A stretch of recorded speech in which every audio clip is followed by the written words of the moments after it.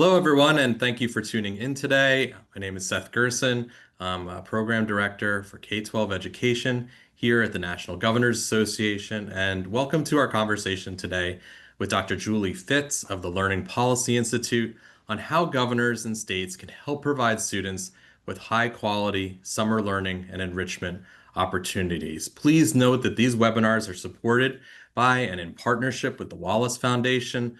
The Wallace Foundation supports states, school districts, communities in advancing youth development, school leadership, the arts, and their resources, reports, and research on state strategies in these areas can be found at the wallacefoundation.org website or through a direct link on the NGA K-12 education page. Today, I'm honored to engage in a conversation with Dr. Julie Fitz. Dr. Fitz is a researcher at the Learning Policy Institute, or LPI. Prior to joining LPI, she worked with the Thomas B. Fordham Institute and the Crane Center for Early Childhood Research and Policy, where she conducted research on a range of education policy issues. Dr. Fitz has also served as an elementary and middle school math teacher and pre-service teacher educator. So with that, without further ado, let's go to the questions. So Dr. Fitz, welcome and thank you so much for joining us today. My pleasure. Thank you for having me, Seth. Yeah, so let's start with earlier this year, you co-authored a report developed and released by LPI and the Wallace Foundation, How States Are Expanding Quality Summer Learning Opportunities. Can you give us a brief overview of the report and its findings? What was the catalyst for developing and releasing this resource? Yeah, so that's a great question. So I'll start just by providing the background for why this study is so relevant today. So as I'm sure many of the viewers of this webinar already know, summer learning was a really important strategy in federal pandemic recovery efforts. And that's because of the pretty robust evidence base that exists, pointing to the fact that it can have a lot of positive outcomes, both related to academic learning, but also social development, mental health, even school year attendance. Summer learning can promote all these different outcomes depending on its design. So for this reason, the American Rescue Plan Act actually required states to set aside at least 1% of their total ESSER funds to provide students with evidence-based summer learning programs. So this meant that states in these past few years have had a really unprecedented amount of funds that were tagged to support summer learning providers and then also promoting high quality programming from the state level. So this put states in a new role that they weren't accustomed to playing so much. Summer learning has historically been pretty much a local matter, both in terms of funding and programming requirements. And the state has dispersed limited federal funding streams. So this really set them up to engage in the summer learning space in a way that was quite different than what they've been doing in the past. So in the report, we conducted in-depth case studies of 9 states with the goal of understanding kind of this new context. So there were 2 things that we were really looking at. So first off, we wanted to understand how states were using those ESSER summer set-asides to expand access to summer learning in their states. But second, and maybe more importantly, moving forward, is we wanted to understand if and how states planned to sustain these investments after the federal funding streams that they were using came to an end, because at the time of the study, ESSER funds were set to sunset, and of course they've gone away at this point. So when selecting our case study states, we did intentionally include states that had already put plans in place to invest state funds in summer learning to supplement or to supplant those federal funds once they dropped away. Although this wasn't the case in every single state that we included.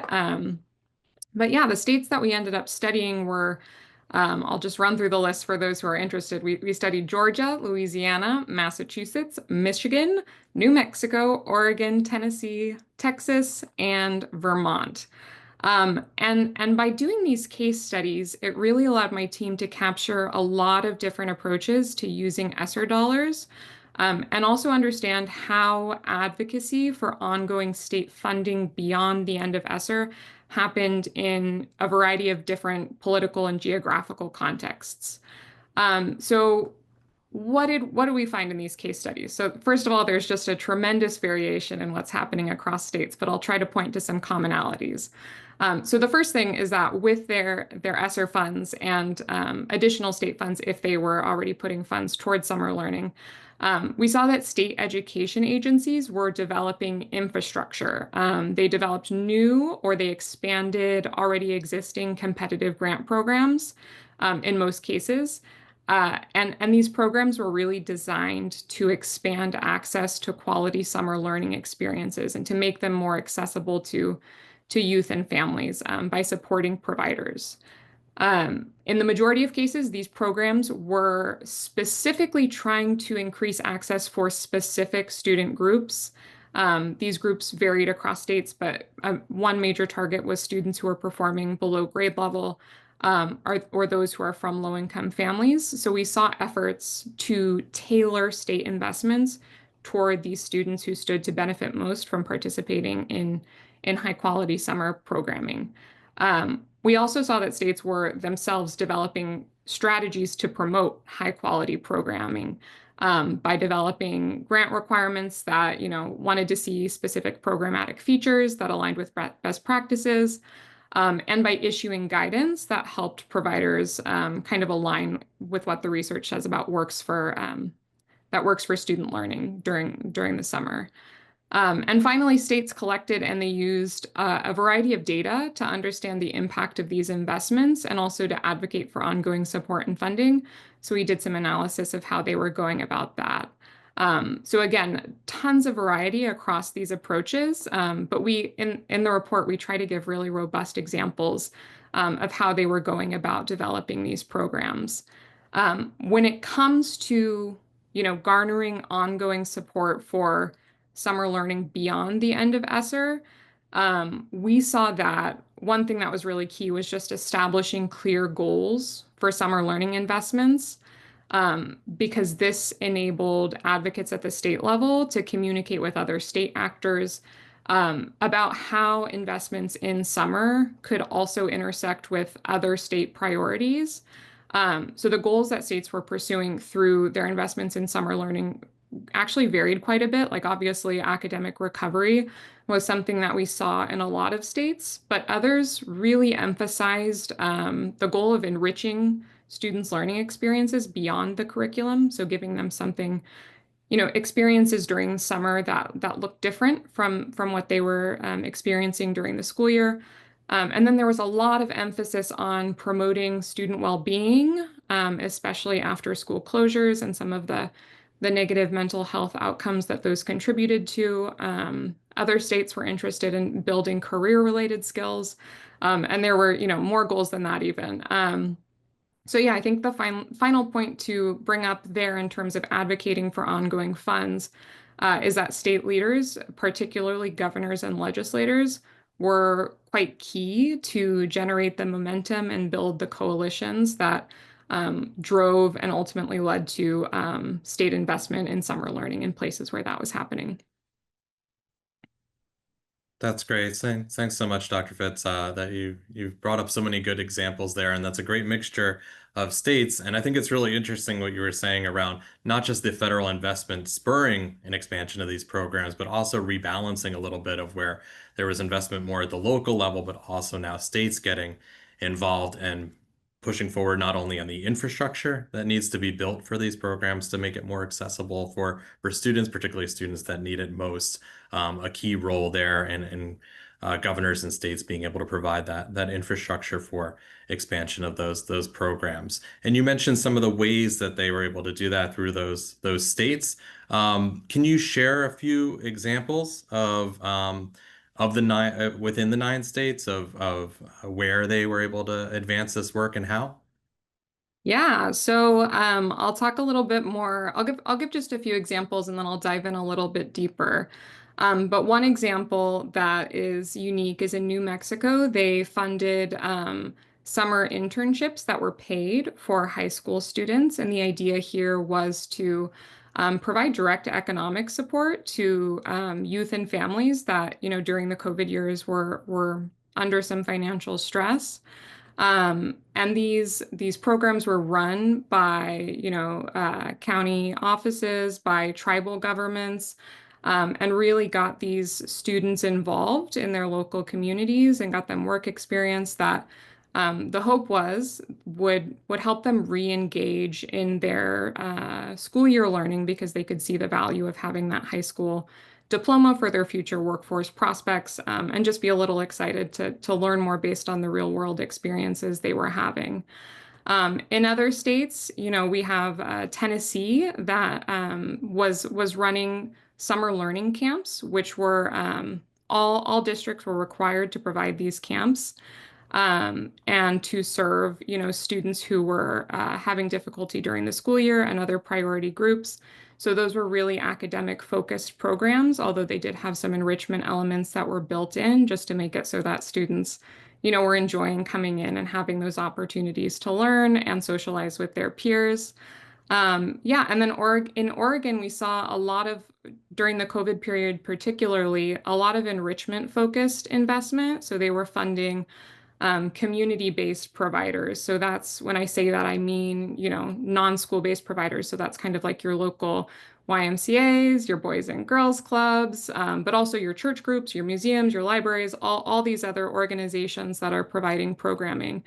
And they made really significant investments that tremendously expanded the number of students that were able to participate in these opportunities over the summer. And they just saw great outcomes in terms of the experiences that students were getting to have in them. Great, really helpful. And you mentioned some summer programs were a little bit more focused on academic learning and some a little bit more focused on enrichment, and maybe a combination of both. Did you see in some of the programs that there was an evolution as the sort of pandemic went on, or post-pandemic, from moving from some more enrichment to academic supports, or those that started one way, stayed the same and sustained it going forward of that focus? Yeah, yeah. So obviously we haven't followed them over time. We haven't continued to follow them, but we did see a transition from kind of an enrichment focus to a more academic focus in Oregon in particular. So that was one state where that was happening. During the pandemic years and the years right after, there was so much concern about just student wellness. So these early investments were focused on reconnecting them with their community, making sure that they had relationships with adults, that would just kind of like re-engage them after such a difficult period where a lot of students, were distanced from their school community, and for that reason, maybe weren't attending as consistently. But of course, as they moved beyond that period and started to become increasingly concerned with, learning outcomes and academic recovery, there's been more of a shift in Oregon to fund districts to provide academic focused summer learning. Although my understanding is that enrichment is still definitely a part of that. Thanks so much. And Dr. Fitz, just to talk a little bit about sustainability, you mentioned that a number of these states thought about how to sustain these funds with the end of the federal funds. How are they? What are some good examples of how there's been some good planning around sustainability? How did you see that in the plans going forward from the start? Yeah. So one example that comes to mind that I'll speak to on funding, um, it's a great example. So in Vermont, Governor Phil Scott, who's the current governor as well, he was really kind of ahead of the curve in terms of paying attention to summer learning at the state level and starting to think about how to invest.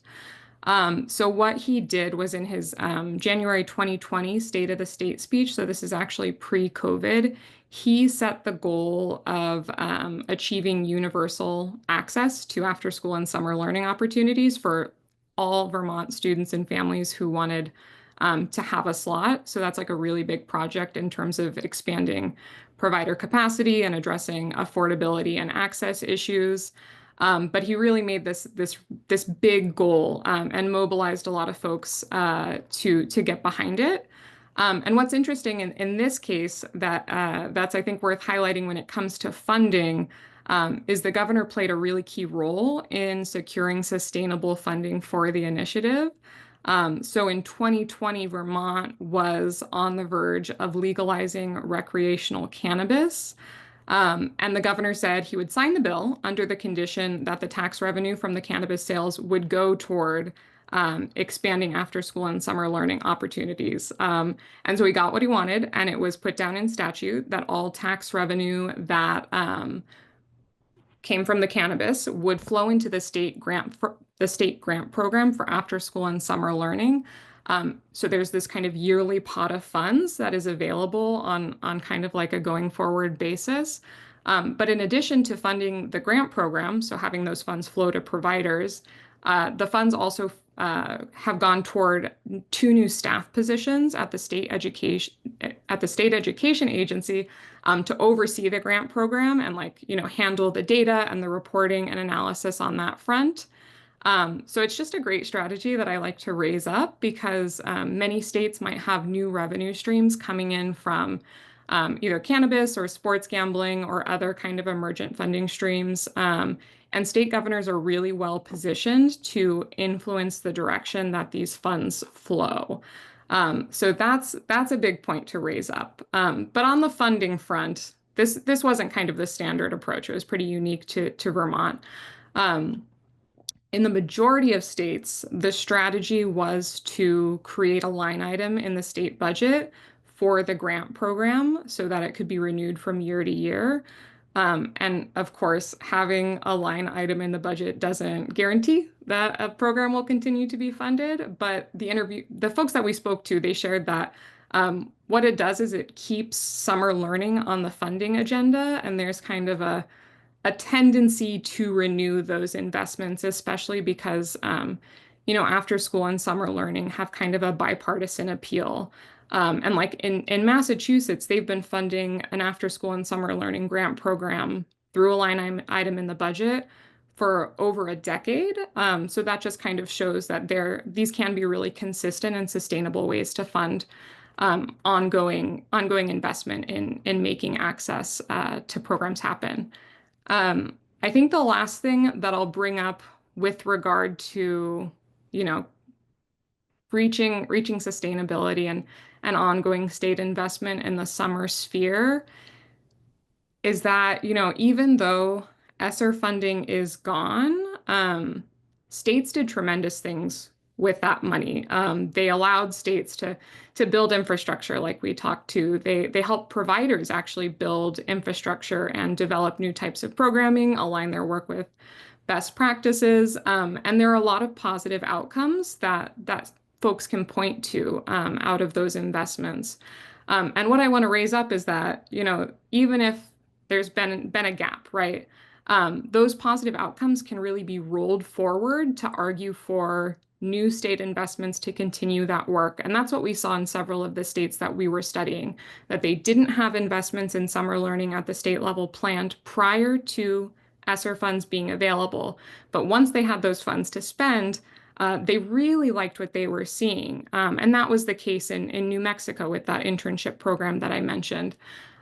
They launched it with ESSER funds, but because of the positive reception and because of, they were able to tell student stories in really powerful ways, and they had lots of folks who are advocating for it to continue.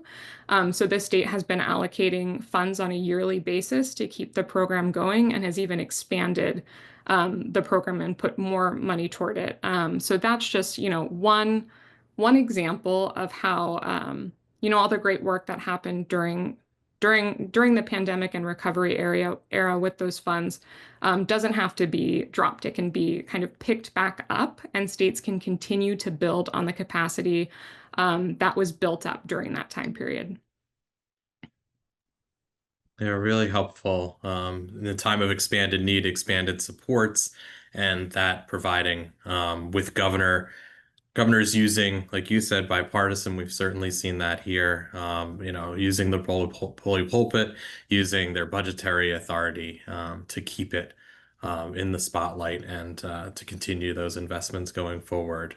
I want to pivot just a little bit to another facet of the report, and that's the importance of cultivating strong staffing as a key to ensuring high quality summer learning programs. Can you talk a little bit about why this is such an important factor, and how did states engage, provide support to teachers and principals, school leaders to drive high quality programs during this time?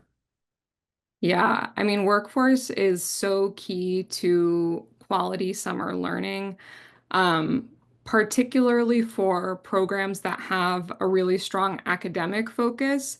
There's good research evidence that students perform better, they have better outcomes when they are taught by certified teachers, but also teachers who have experience in the content area and the grade level that they're teaching those summer classes in. So teachers who are out of field, that's not ideal. You want folks with expertise who are giving that academic instruction during the summer. There are, of course, some like workforce challenges with getting teachers to work during the summer that I think we'll maybe discuss a little bit later on. But one thing that we saw states doing to support the delivery of high quality academic instruction during the summer was to make sure that teachers had access to and were also using high quality curricular materials. So in Tennessee, for example, the state agency actually developed a full curriculum that was specifically designed for summer learning, which was a huge lift that they were able to take on, and a great resource that can take a lot of the planning burden off of teachers to kind of develop their own lessons or modify school year curriculum. So that was huge.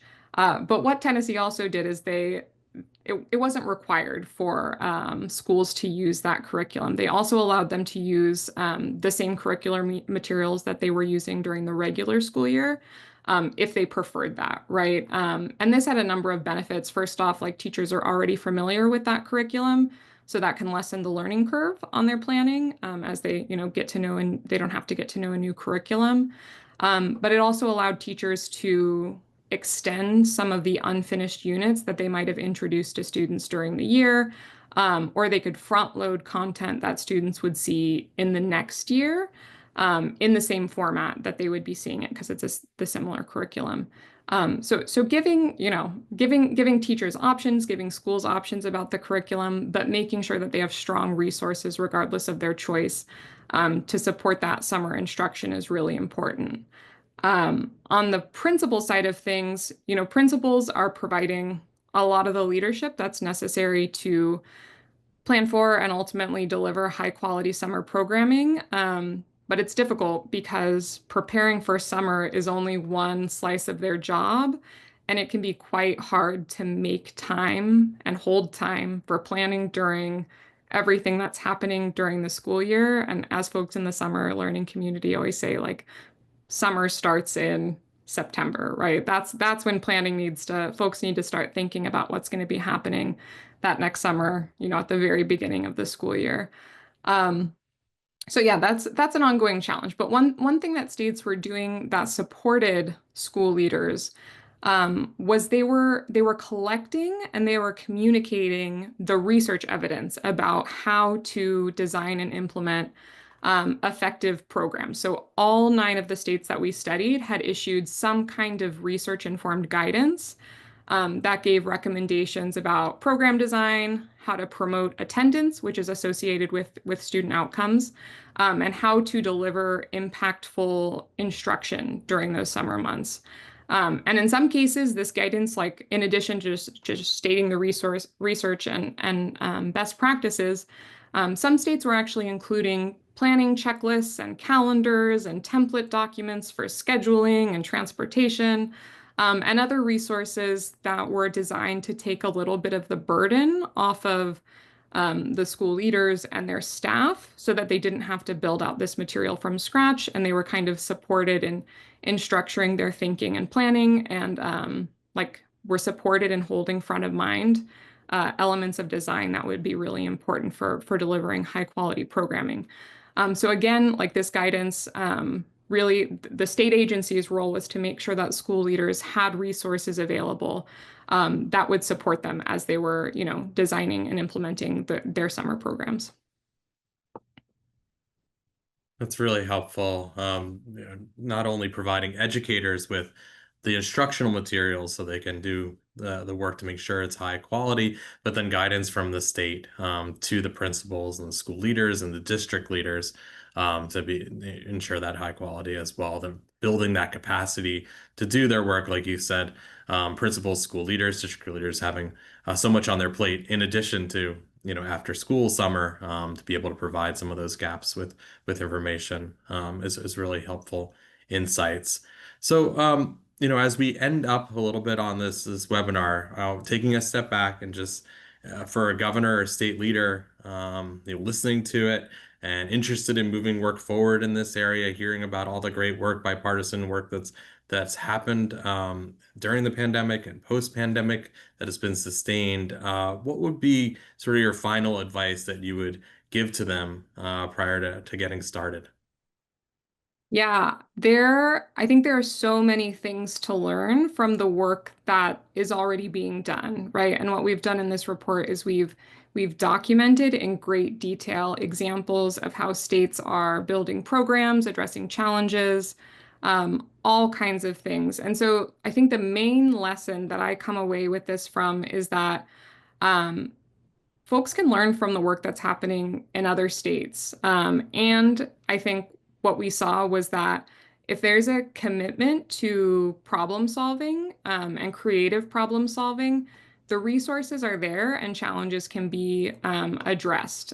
So like one challenge that was consistent across, district-based and community-based programs was uh, workforce challenges, right? Like I mentioned, it was difficult to recruit teachers. It was difficult to, the summer learning workforce and enrichment programs, which draws on that after school workforce from during the school year.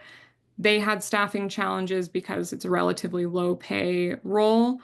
So we just saw so many creative strategies for addressing challenges as they emerge. So Tennessee, which was really focused on getting, great teachers in front of students to drive academic learning. In their legislation for the grant program, they required that districts were paying a stipend of at least $1,000 a week for licensed teachers during the summer. They also, created some flexibility so those schools could offer programming 4 days a week rather than 5, which could help with recruitment. Um, so, working to get the people that you need and the resources that you need, those are problems that folks can solve. So yeah, I think that's the big takeaway. And I know that this podcast series or this webinar series is focused on workforce. So it's really worth emphasizing that without strong workforce, the investments that are made in summer aren't going to yield the outcomes that they could, right? They're not going to be quite as effective if you don't have the right people providing really strong programming. And it's also worth emphasizing just at a more basic level that without sufficient staff, programs just can't operate, or they're limited in terms of the number of students that they can serve. So workforce should be a major emphasis, I think. In Vermont, they made these pretty tremendous investments in summer learning and had really big goals. But folks shared with us that a lot of state grantees weren't able to spend all of their funds that they were awarded through the grant program because they couldn't hire enough staff to run the programs as they had intended. So, taking challenges that emerge seriously and creatively using state resources to make working in summer programs more attractive and to help providers improve their programming, um, that's going to be really important. And it's worth emphasizing because I haven't said this yet today, but these programs are really important to students and families in a lot of ways. Students really appreciate, opportunities to continue learning, be with their peers, but then also have opportunities to engage in ways that they just don't get to during the school year. And for families, summer learning programs can be really important forms of childcare, right? Making sure that their kids have a safe place to be, that they're learning, that they're, getting the support that's developmentally positive for them. So they're really important to students and families. But on the state side as well, when these programs are run well, they can contribute to multiple state priorities. Improving educational outcomes, but also improving youth health and wellness, supporting working families, like I said. So really thinking through how to develop the strong educator workforce that can deliver this programming and to support the folks who are doing so is almost certainly going to be worth it.